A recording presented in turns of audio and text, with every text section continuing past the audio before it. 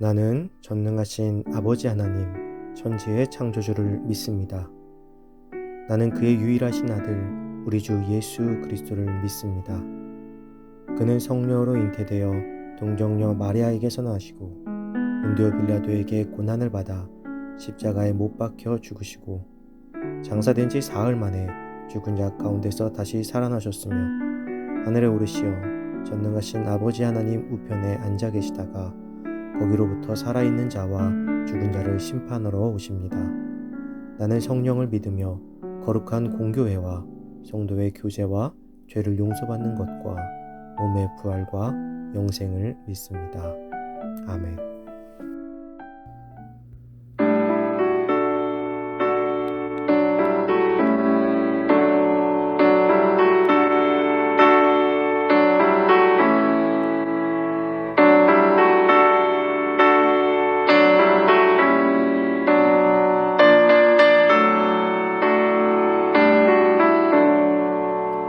내 모든 시험 무거운 짐을 주 예수 앞에 아뢰이며 근심에 쌓인 날 돌아보사 내 근심 모두 맡으시네.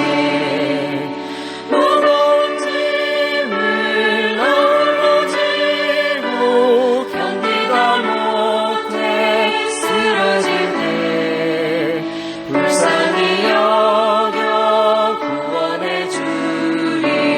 은혜의 주님 오직 예수.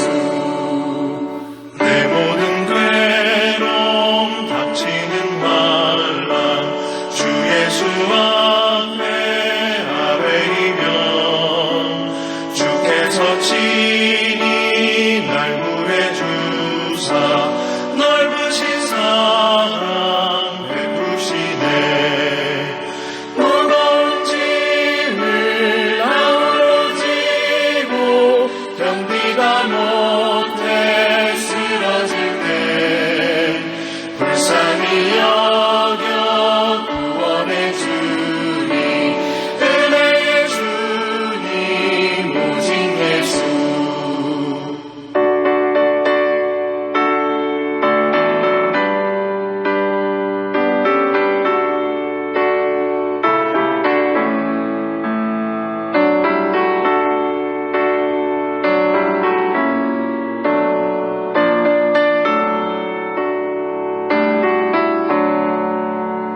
내 짐이 점점 무거워질 때 주 예수 앞에 아뢰이면 주께서 친히 날 구해주사 내 대신 짐을 져주시네. 무거운 짐을 나홀로 지고 견디다 못해 쓰러질 때 불쌍히 여겨 구원해 주리. 은혜의 주님 오직 예수.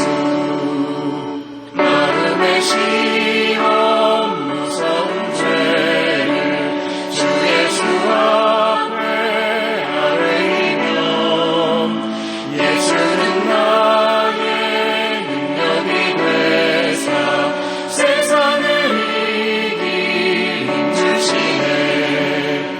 무거운 짐을 나홀로 지고 견디다 못해 쓰러질 때 불쌍히 여겨 구원해 주리. 은혜의 주님 오직 예수.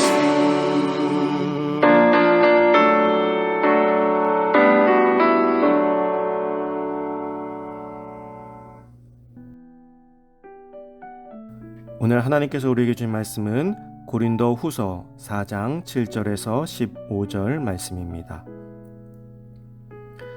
우리가 이 보배를 질그릇에 가졌으니 이는 심히 큰 능력은 하나님께 있고 우리에게 있지 아니함을 알게 하려 함이라.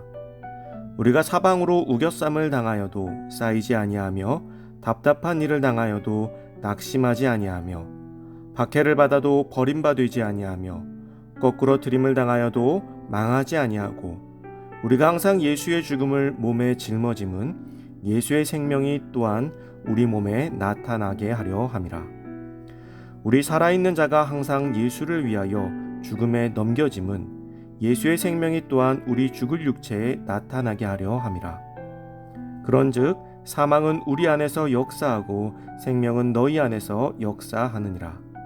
기록된 바 내가 믿었으므로 말하였다 한 것 같이 우리가 같은 믿음의 마음을 가졌으니 우리도 믿었으므로 또한 말하노라.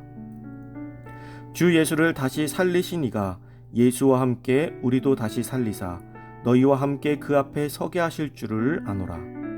이는 모든 것이 너희를 위함이니 많은 사람의 감사로 말미암아 은혜가 더하여 넘쳐서 하나님께 영광을 돌리게 하려 함이라.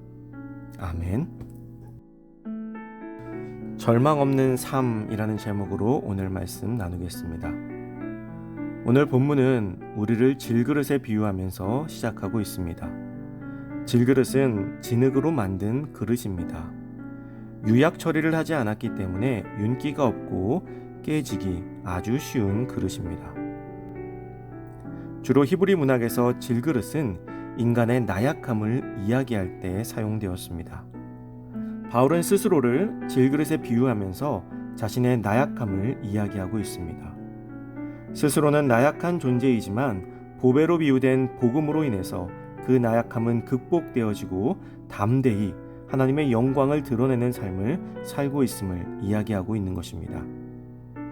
그래서 바울은 사방으로 우겨쌈을 당하여도 쌓이지 않는다고 고백합니다. 우겨쌈을 당한다는 말은 집을 짜기 위해서 포도를 짓누르는 표현에서 왔습니다.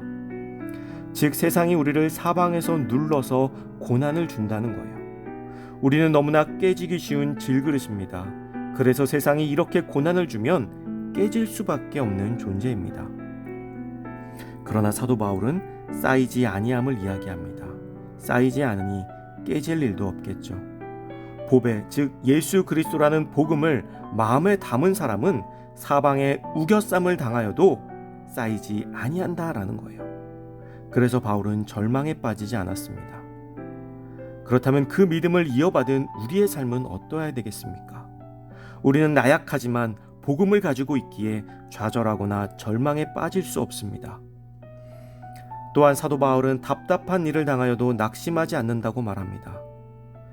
요즘 많이 답답하시죠? 나가자니 불안하고 집에만 있자니 답답하고 일을 해도 불안, 일이 없어도 불안, 매일같이 답답한 삶의 연속일 것입니다. 그러나 우리는 그리스도인입니다. 보배를 담고 있는 사람들이에요. 복음의 능력을 그래서 의지해야 합니다. 그럴 때 우리도 바울처럼 답답함에 빠져 낙심당하지 않을 수 있는 능력을 갖게 될 것입니다. 바울은 사방에서 공격하고 억울하게 모함을 당했습니다. 또 박해를 받았습니다. 그런데 바울에게 중요한 것은 사람들에게 받는 박해가 아닌 하나님께서 그렇게 나약한 그를 결코 버리지 않으시고 함께 하신다는 사실입니다. 하나님은 결코 성도를 진심으로 주님을 믿고 따르는 이들을 그를 쫓는 무리들의 수중에 넘겨주지 않으시는 분이십니다. 그것이 바로 질그릇 안에 있는 보배의 능력입니다. 예수 그리스도를 의뢰하는 우리의 특권인 것이죠. 그래서 우리는 거꾸로 트림을 당해도 망하지 않습니다. 성공한 사람들의 특징이 무엇인지 아십니까? 대부분 한두 번은 망해본 경험이 있다는 것입니다. 에디슨이 한 번의 성공을 위해 99번의 실패를 했다는 것은 누구나 다 잘 아는 이야기죠. 끝까지 포기하지 않는 이들이 누리는 특권입니다. 주님 안에 있는 자들은 거꾸로 팀을 당해도 포기하지 않습니다.